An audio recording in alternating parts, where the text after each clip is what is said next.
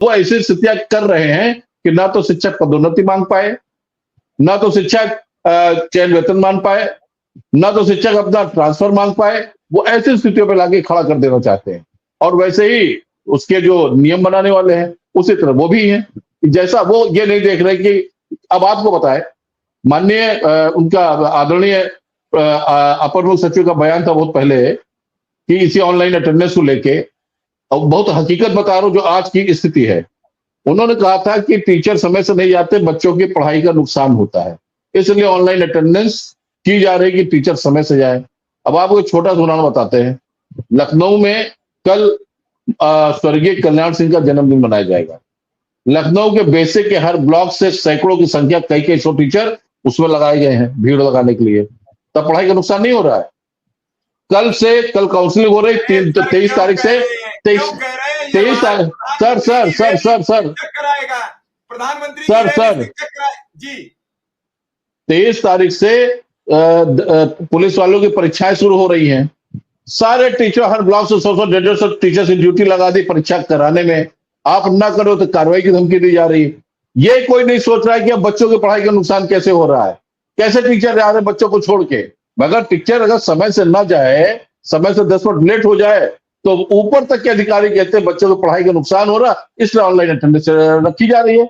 अब आप बताइए कि कितना बड़ा नुकसान हो रहा, कोई नहीं बोलने वाला। सारे टीचर लगाए जा रहे एक तरफ से, कल भी लगाए जाएंगे। 23 तारीख से 4-5 दिन एग्जाम चलेगा, उसमें भी लगाए जाएंगे और सब चले जाएंगे। ये तो मुद्दा मेरा आपसे एक सवाल है छोटा सा कि बुंदेलखंड में बैंक के अधिकारी ने एक लेटर जारी कर दिया, जो शिक्षक आपके साथी है अब तक काम कर रहे थे वो अब निकाले जाएंगे या निकलेंगे, क्या होगा अभी कुछ पता नहीं है। लेकिन बैंक में एक आदेश जारी कर दिया गया है, जिनको लोन दिया गया है उनकी तनख्वाह रोक ली जाए, जिनको लोन दिया जा चुका है उनसे वसूली का रास्ता निकाला जाए, और जिन्हें देना है उनका रोक दिया जाए, जिनकी ओडी लिमिट और ये सब चीजें हैं।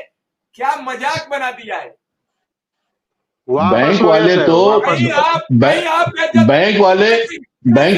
बैंक वाले विनय सिंह जी, बड़ी जरूरत है। शिक्षा मित्र अनुदेशक और सब एक नहीं हुए तो कहीं शिक्षा मित्र बेइज्जत होगा, कहीं अनुदेशक बेइज्जत होगा, कहीं शिक्षक बेइज्जत होगा। सरकार ने रास्ता निकाल लिया, हमें कब किसको बेइज्जत करना, कब किसको कितनी डोज देनी है।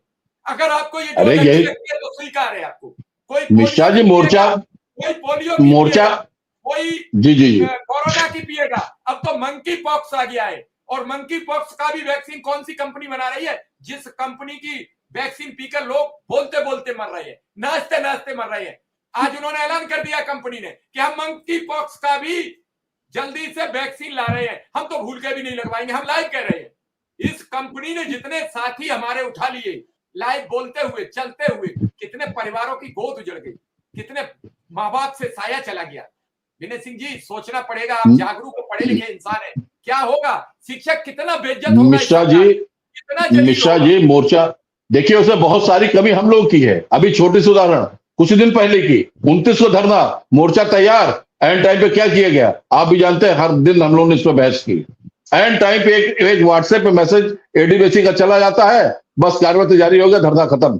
काहे खत्म कर लिया भाई? मोर्चा बना था, सारे टीचर थे, अनुदेशक थे, शिक्षा मित्र थे, उनके नाम से मोर्चा बना था, क्यों बैक हो गए भाई आप? तो ये कमी हम लोग की है। ऐसा नेतृत्व करता है कि जो एंड टाइम पे दुम दबा के भागने वाले, क्यों भागे भाई? 29 को धरना था और उसी दिन मानसून सत्र का पहला दिन था, हो जाने देते धरना, और बहुत जोरदार धरना होता, क्यों बैक हो गए भाई आप? क्योंकि आपके अंदर कमी है, आप फेस नहीं कर सकते हो, आप कभी विद्यालय नहीं जाते हो, इसीलिए आप उनसे बैक हो गए। क्योंकि आपको वह भ्रष्टाचार के आरोप है कईयों लाख के, इसलिए आप बैक हुए। तो जब ऐसे नेतृत्व करता होंगे तो क्या होगा? इसीलिए मैंने कहा मिश्रा जी, गलती हम लोग की। हम सब यूनाइट हो जाए, हम ही में से किसी को तोड़ देंगे। पूरा मोर्चा बना, एक सज्जन चले एक मानता प्राप्त वार्ता करने के लिए, और जाके वहां सब कर रहा है। इतना गर्म मुद्दा था, उन्होंने पोस्टपोन करके चले। उस समय कई चीज मनवाई जा सकती थी।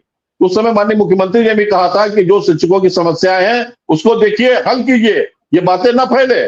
उनका स्टेटमेंट आया था, मगर उस समय भी उन्होंने कोई फायदा नहीं उठाया, केवल एक उसको ऑनलाइन अटेंडेंस पोस्टपोन करा के और कॉलर ऊंचा करते चले आए थे। ये है स्थितियां, तो गलतियां हम लोग की है। ऐसे नेतृत्व करता है जिनके ऊपर बहुत सारे भ्रष्टाचार के इल्जाम है, तो फेस कैसे कर पाएंगे गवर्नमेंट? और इस गवर्नमेंट को फेस कर पाएंगे?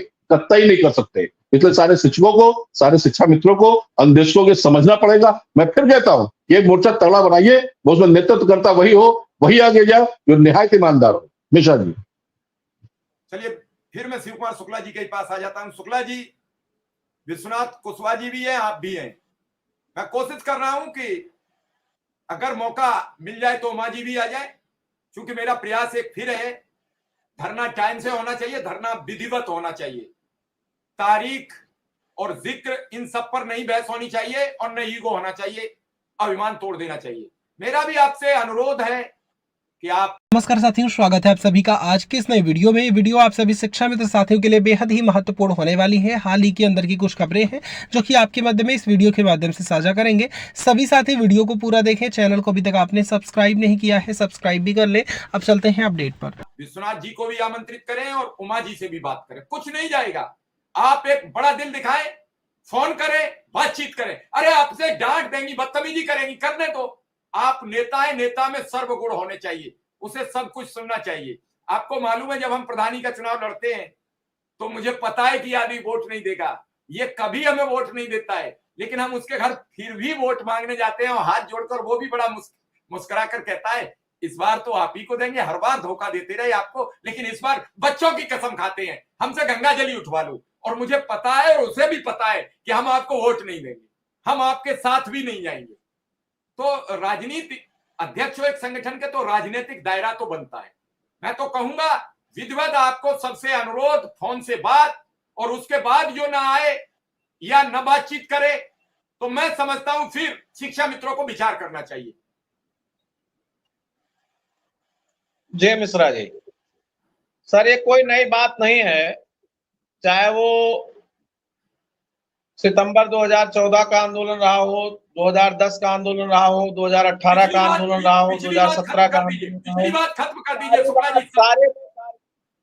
सारे कार्यक्रम में हमने एकता बनाने का प्रयास किया है। दिल्ली के कार्यक्रम को एकता से किया है, आगे भी एकता किया है, 18 में भी आह्वान किया था, और अभी मैं आपको बताया हूं थोड़ी देर पहले, मैं सबको व्यक्तिगत रूप से पत्र भेजूंगा और सारे लोगों को निवेदन कर रहा हूं, सारे लोगों से निवेदन करके कार्यक्रम करूंगा।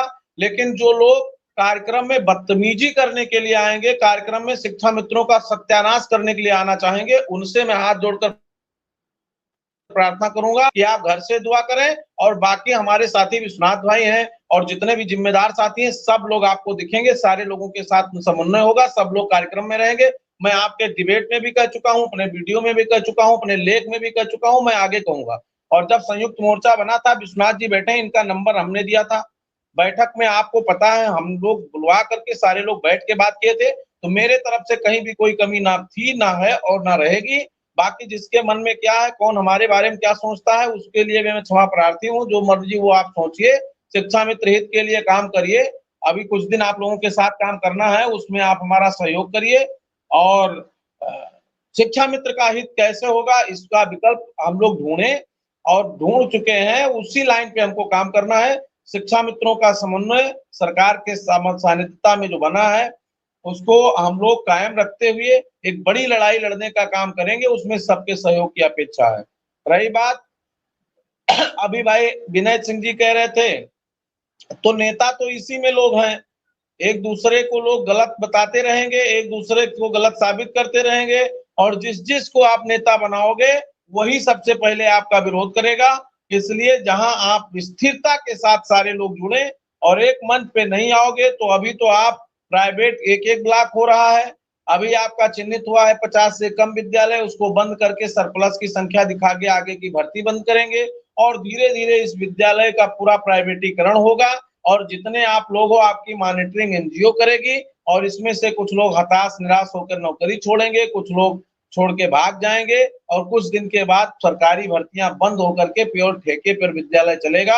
अगर आप भी शिक्षक संगठन और जो लोग अपने आप को स्वयंभू और मान्यता प्राप्त लोग हैं, वो अगर ये मानते रहे कि हम मान्यता प्राप्त संगठन के हैं, तो धीरे धीरे पाल पालियों की नौकरी चली गई, पुरानी पेंशन चली गई, आपका 15% कोटा खत्म हो गया, और वो उसके लिए आप संघर्ष करते रहे और कुछ नहीं मिला।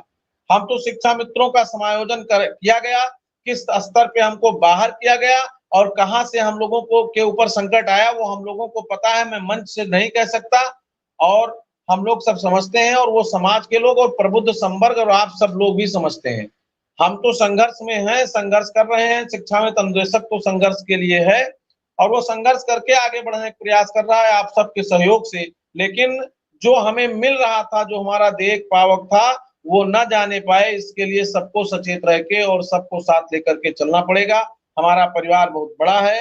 विद्यालय परिवार में 16 लाख से अधिक लोग काम करते हैं। अगर एकत्रित हो गए, यूनाइट हो गए, पेंशन प्राप्त अध्यापक, हमारे जो सेवानिवृत्त अध्यापकों की टीम है, वो उसको लेकर के अगर पूरे लोग इकट्ठा होकर के लड़ेंगे तो ना तो कोई संविदा रह जाएगा, ना कोई कॉन्टेक्ट रह जाएगा, सारे लोग समावेश व्यवस्था दुरुस्त हो जाएगी। लेकिन इसके लिए आपको जात पात भेदभाव त्याग करके केवल शिक्षक, शिक्षा मित्र और अनुदेशक के लिए संघर्ष करना पड़ेगा।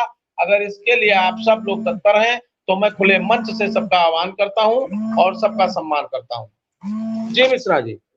चलिए राय साहब की राय सुन ली जाए, फिर विश्वनाथ कुशवाहा जी की बात सुनेंगे। धीरे धीरे आगे बढ़ेंगे क्योंकि सबकी बात बिल्कुल, जब नॉर्मल बात चलती है, अच्छी बात चलती है, तो मेरा मकसद रहता है